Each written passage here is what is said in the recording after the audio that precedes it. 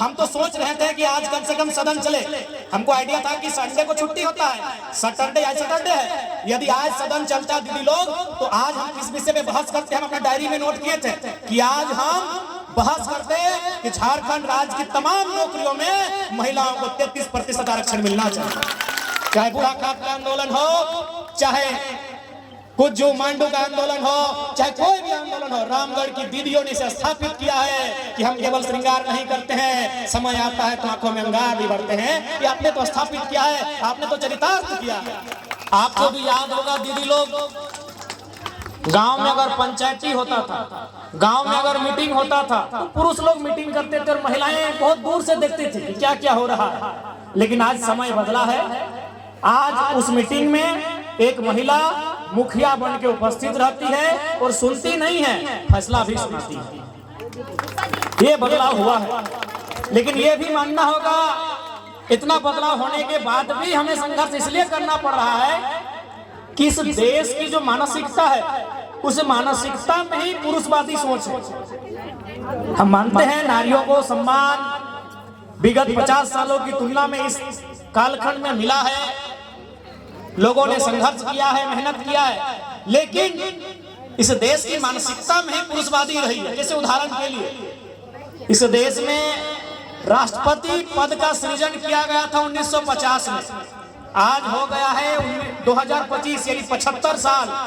लेकिन 1950 जब था, उस समय एक पुरुष डॉक्टर राजेंद्र प्रसाद थे राष्ट्रपति।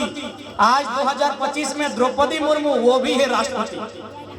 यानी एक महिला के लिए इस राष्ट्र को एक शब्द नहीं मिला।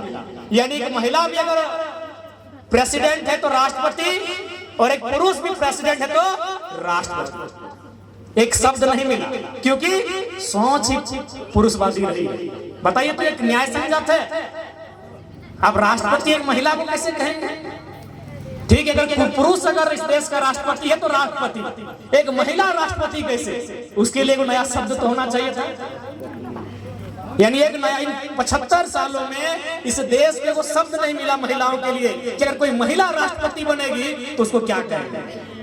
द्रौपदी मुर्मू भी राष्ट्रपति, प्रतिभा सिंह पाटिल भी राष्ट्रपति। भाई, पति डॉक्टर राजेंद्र प्रसाद राष्ट्रपति हो सकते हैं, एपीजे अब्दुल कलाम भी राष्ट्रपति हो सकते हैं, लेकिन कम से कम इस देश को यह सोचना चाहिए था कि जब एक महिला उस पद पर आएगी तो उसके लिए एक नया शब्द होना चाहिए।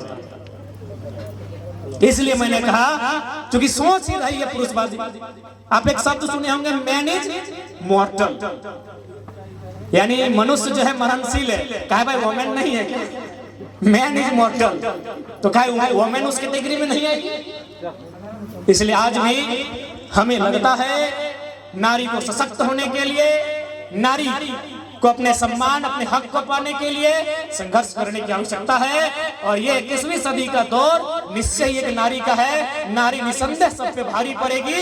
ये दौर नारी सशक्तिकरण का है।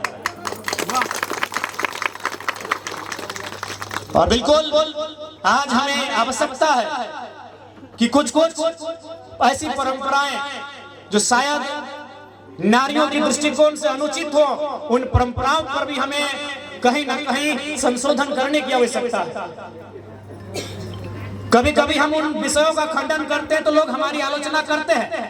जैसे अचानक एक दिन हमारे दिमाग में एक बात आया कि कोई महिला 70-80 साल की उम्र में अगर वो अपने पति से पहले अगर स्वर्गवासी हो रही है तो लोग उसको कहते हैं सुहागन। एक महिला जो 60-70 साल की उम्र है उसकी, वो स्वर्ग सुधार रही है, यानी अपने शरीर को त्याग कर रही है, लेकिन शर्त उसका पति जिंदा है, वो सुहागन है। लेकिन यही अगर अपने पति से बाद में अगर इस दुनिया को छोड़ रही है, वो अभागन। तो हमने को तर्क दिया कि आप सर्वे कीजिए तो पूरे भारत देश का जितना भी पति और पत्नी का शादी हो रहा है, एक लड़का और एक लड़की का, अनुमान लड़का का आयु ज्यादा होता है कि नहीं होता है?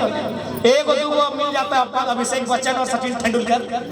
जनरली लड़की की उम्र 5 साल 10 साल लड़का की तुलना में कम होता है। यानी भाई आप क्या चाहते हैं? आप उसको सुहागन यानी बढ़िया कब कहेंगे? जब वो पहले मर के चली जाए। एक तो जब उससे आप शादी कर रहे हैं तो 5 साल आयु कम है, यानी एक लड़का 20 साल का है, लड़की 15 साल की है। उसके बाद भी आप क्या चाह रहे हैं कि तुम पहले इस दुनिया को त्यागो तब सुहागन, नहीं तो अभागन। ये तो न्याय के लिए नहीं। हालांकि इसीलिए मैंने कहा चूंकि सोच ही इस देश की, इस समाज की पुरुष प्रधान की रही है, इसलिए महिलाओं को चुनौतियों का सामना करना पड़ा था, आज भी करना पड़ रहा है। आज भी हम कहीं ना कहीं कुछ प्रतिशत हिस्सा है लोगों का कि महिलाओं को लेकर नकारात्मक बातों को सृजित करते आए हैं, लेकिन हमें लगता है उन आलोचनाओं से, उन टिप्पणियों से ना घबराकर आज वास्तविकता के साथ नारी सशक्तिकरण के इस दौर को मजबूत करने की आवश्यकता है। आज नारी यानी सृजन, नारी यानी सृष्टि। अगर नारी नहीं होती तो सृष्टि में सृजन नहीं होता। मैं आज आपको एक महत्वपूर्ण विषय बताना चाहूंगा, चूंकि जब भी देखिएगा, जब कोई शायर, कवि या कोई लेखक जब नारियों के बारे में गीत गाता है या कविताएं लिखता है या शायरियां लिखता है तो कहता है नारी के लिए कोमल, नाजुक, इन शब्दों का फूल जैसे। तो इसमें भी बहुत सारे लोग आलोचना करते हैं। हो सके आज मेरे इस बयान के बाद मेरी भी लोग आलोचना करें, क्योंकि अब मेरा बयान सभी सुनते हैं, लेकिन मैं उन कवियों के, उन शायरों के उस तर्क को मानता हूं कि वास्तव में बनावट के दृष्टिकोण से जो नारी होती है वो कहीं ना कहीं फूल सी नाजुक और कोमल होती है। लेकिन एक सवाल है, क्यों होती है? एक नारी, अगर किसी कवि ने लिखा है वो कोमल होती है, वो नाजुक होती है, तो क्यों होती है? एकदम सिंपली आप समझिएगा। आपने कभी मिट्टी के बर्तन को बनते हुए देखा है? किससे बनता है? मिट्टी से। अगर मिट्टी को हम लोग कड़ा रखेंगे तो क्या वो मिट्टी का बर्तन बनेगा? नहीं बनेगा। यानी अगर मिट्टी का बर्तन बनाना है तो उस मिट्टी को मुलायम बनाना होगा, उस मिट्टी को नाजुक बनाना होगा, उस मिट्टी को कोमल बनाना होगा। अगर वो मिट्टी कठोर रहेगा तो बर्तन का आकार नहीं ले सकता। आपने लोहे को देखा होगा, क्या लोहा से डायरेक्ट तलवार बना सकते हैं? नहीं, लोहा को आग में तपाना होगा। आग में तपने से लोहा क्या होता है? मुलायम होता है। आग में तपने से लोहा नाजुक होता है, आग में तपने से लोहा मुलायम होता है, नाजुक होता है, कोमल होता है, तभी वो तलवार बनता है।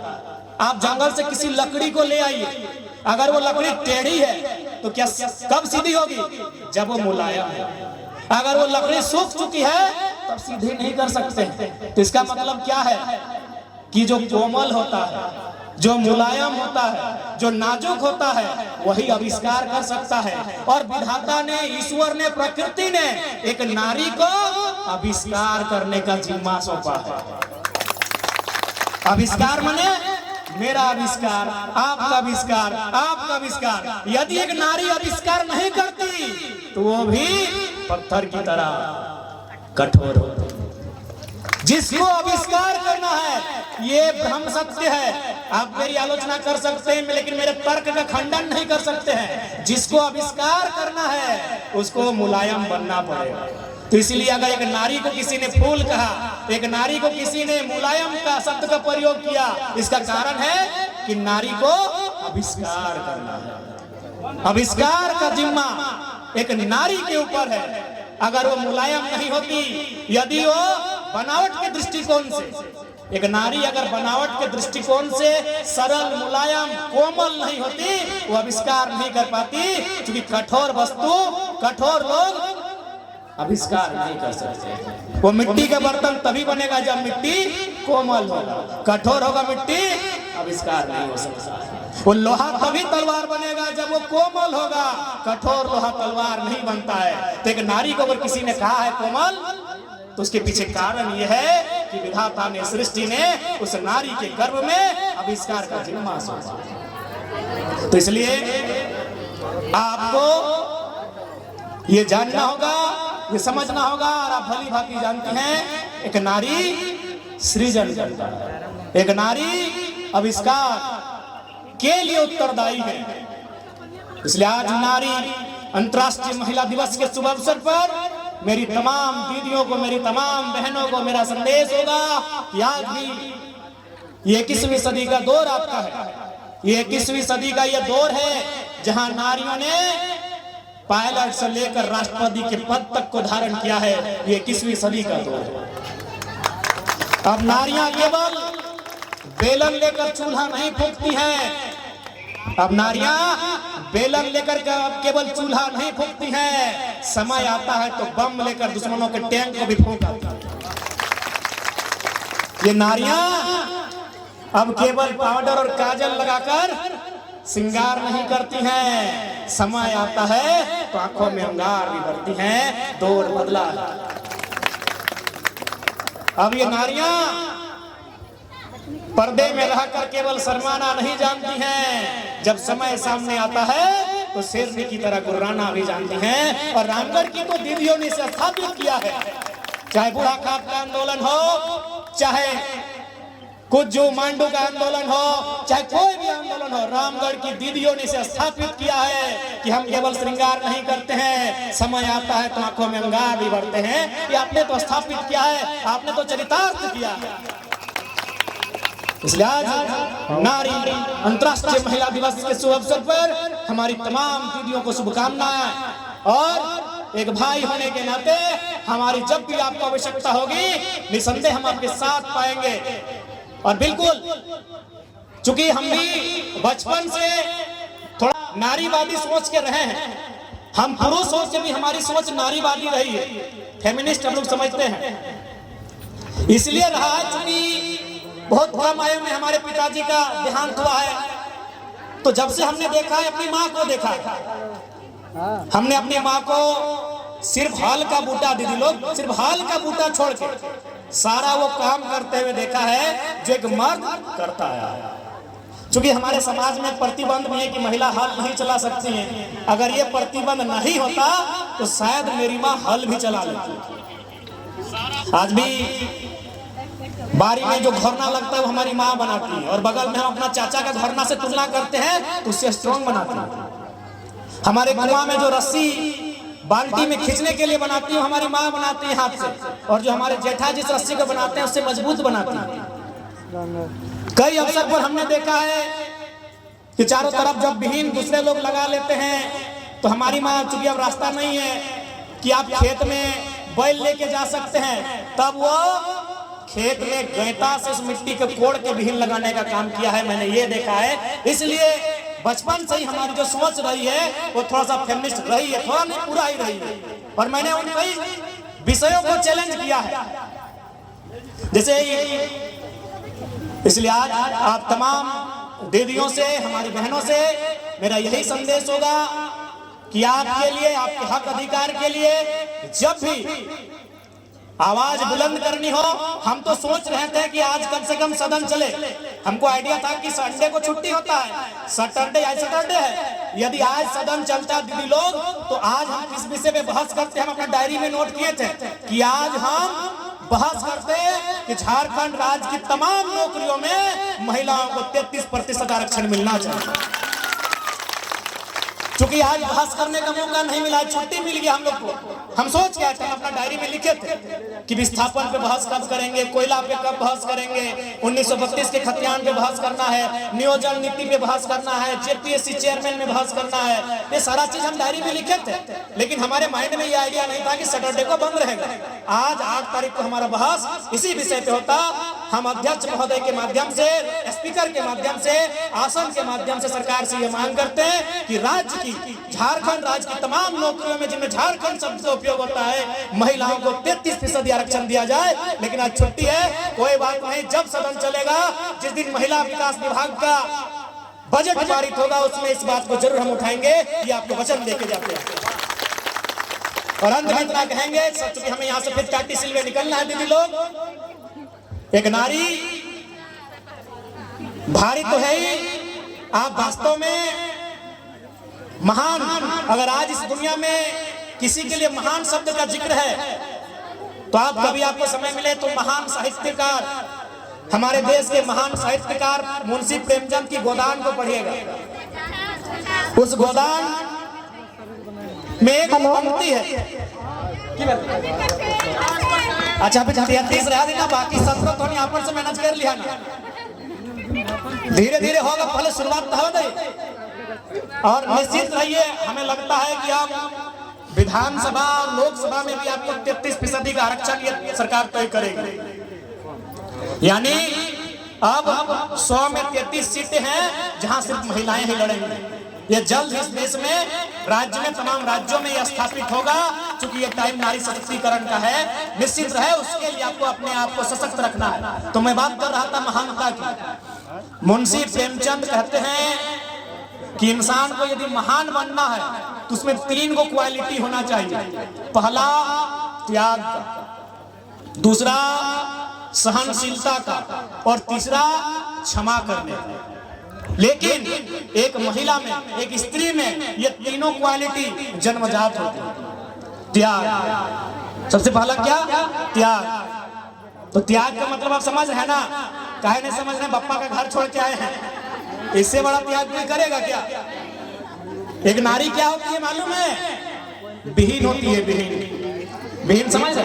आफर, आपको क्या रामगढ़ में क्या बोल रहे?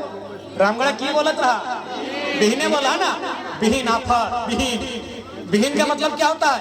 कि उसको लगाया जाता है एक जगह में, लेकिन जब खेती किया जाता है दूसरा जगह लगाया जाता है। तो वही है नारी, वह जन्म लेती है कहीं और, पलती बढ़ती है कहीं और घर को सजाती है संवारती है कहीं और, वह नारी विहीन है। अब बताइए, अगर विहीन नहीं रहेगा, खेती नहीं होगा, आदमी भूखे नहीं मरेगा। तो नारी कौन है? विहीन है। यानी आपने सबसे पहला क्वालिटी त्याग किया। दूसरा क्या है? सहनशीलता। सबसे ज्यादा हमको लगता है कि धरती के बाद अगर संसार में कोई सहती है, एक स्त्री सहती है।